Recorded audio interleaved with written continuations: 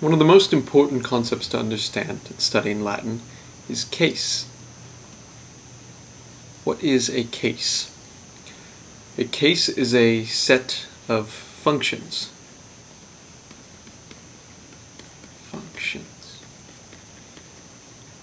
That is indicated by the ending of an adjective or noun.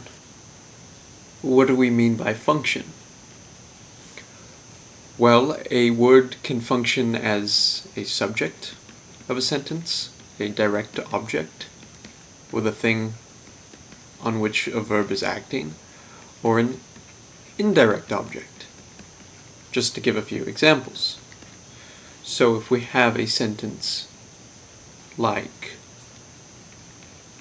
porta bona est, meaning the gate is good, our subject is porta. Subject. If we have the sentence portam videt, portam, he sees the gate, portam is our direct object. In the sentence, portai rosam, dot, he gives the flower to the gate. Portai is our indirect object.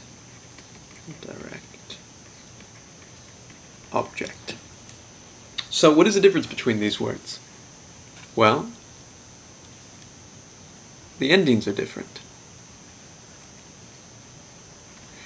And each one of these endings indicates that it's in a different case. There are 6 cases in Latin. Let me just get rid of some of this. And those cases are nominative. This is the case of our subject. The genitive.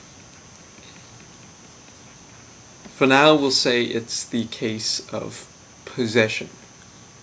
So, for instance, you may say, the apples of George, and the of George would be in the genitive case. The dative, like we saw in portai, which is the indirect object case, so he gives the flower to the gate, is in the dative case.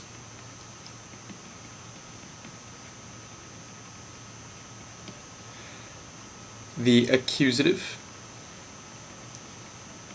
we saw this with portam videt. This is the case of our direct object. The ablative,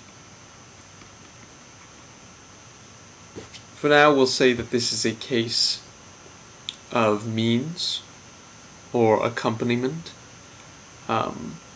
We'll see a lot of examples of this, but usually it's the case that comes after a preposition, although not always. Sometimes a preposition will be followed by an accusative, but for now we'll just say means. And the less often seen vocative, which generally takes the same form as the nominative and is just the case of address. So if you say, "O Kaiser," Kaiser is in the vocative case. So to get an intuitive sense of these things, you can see that in nominative you have the Latin word nomen, where you name something. Genitive, as we'll see, is from genus, which can mean race, but here probably has the sense of source. So if one owns something, you can see the sense of source in that. There's also officially the genitive of source. The dative, we use the example portai rosam dot. Well, here's dot, from the verb do dare, which means to give, and we can remember this as being the case of the indirect object. I give something to someone else. Well, there's the word for giving. The accusative case, I'm not particularly sure about what this etymology, how this etymology relates, but I will find out. And the ablative, the word here is from the word to carry, and this is the preposition for away. Once more, I will find out the relation. And vocative, well, just calling to somebody, from woco, wocare, as in O Kaiser. I hope that was helpful, and right after this we'll get into declensions.